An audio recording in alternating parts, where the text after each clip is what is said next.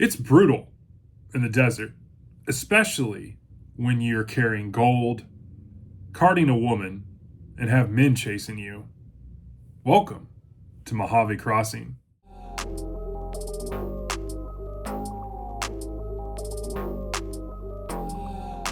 Welcome back to Kevin Toll Reads, where today we're doing the book review of Mojave Crossing by Louis L'Amour. This is book number 9 in the Sackett series, published in 1964. And I am reading this because we're doing the Sackett read-along, and we are in the month of February reading books 9 and 10. And lo and behold, books 9 and 10 are also tales of William Tell Sackett, just like book number 8. Which was Sackett. And so I'm really looking forward to this. I think William Tell Sackett is by pretty much far, besides Barnabas, is one of my favorite characters. Echo Sackett is in there as well. But William Tell is the brother of Tyrell and Orrin Sackett. And so this particular tale mainly focuses around William Tell once again. And so let's dive right into a summary of this. This takes place in the 1875 to 1879 time period, and it is accounting of William Tell making his way west. He arrives in Hardyville, which is around Nevada, and he's making his way west to go to California, where he has heard he can get top dollar for his gold. As you mentioned or read book number 8 in Sackett, he definitely was jumping on the bandwagon, so to speak, and finding gold.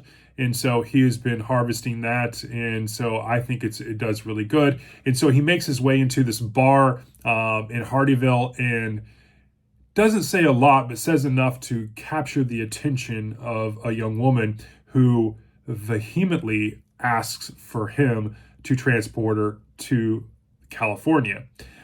So as they embark upon this journey, Tell is not over the moon about taking a woman across the desert, but she insists that she can handle it.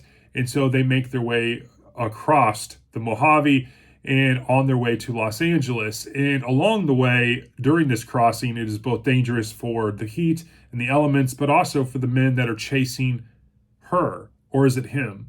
And so that journey begins, and Tell's life gets turned upside down as he is left for dead. And this woman named Dorinda is not your normal woman. There's just something about her dark, witchy eyes.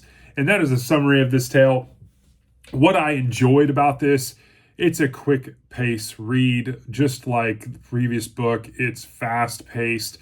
Pretty much, like I've said on many reviews, it's pretty much all gas, no brakes. And I really enjoyed that.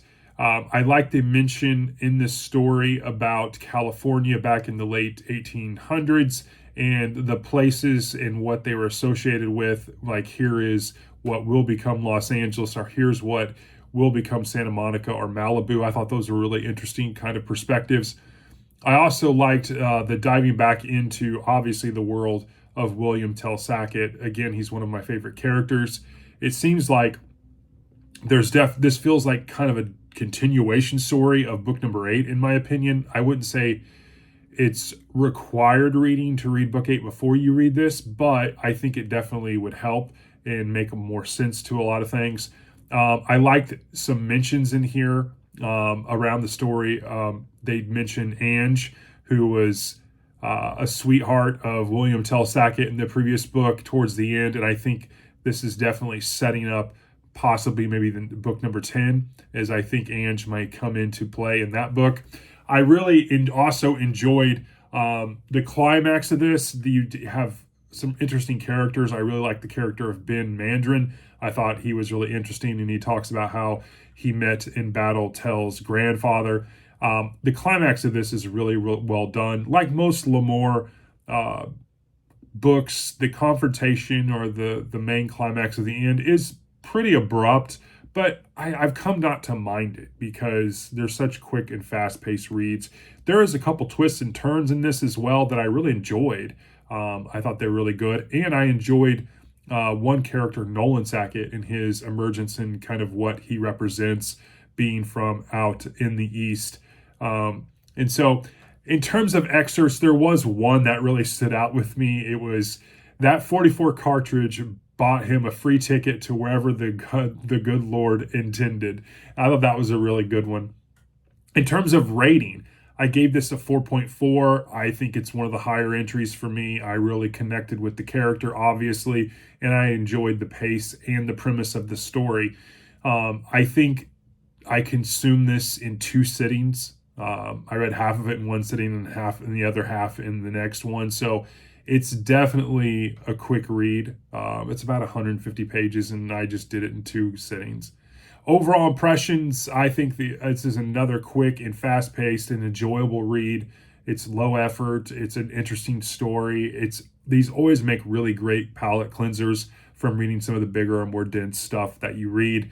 I'm eager to find out more about William Tell. I did peek ahead a little bit, and I know book 10 is about Tell Sackett again, so I'm definitely looking forward to that. I was going to go ahead and just start it and read it real quick, but I'm showing some restraint in that regard, and I'll probably get to it next week.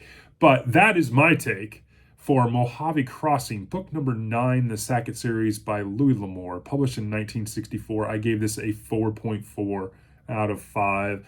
And that is my review. I hope you're doing well and enjoy the rest of your week. I will talk to you later. Thanks.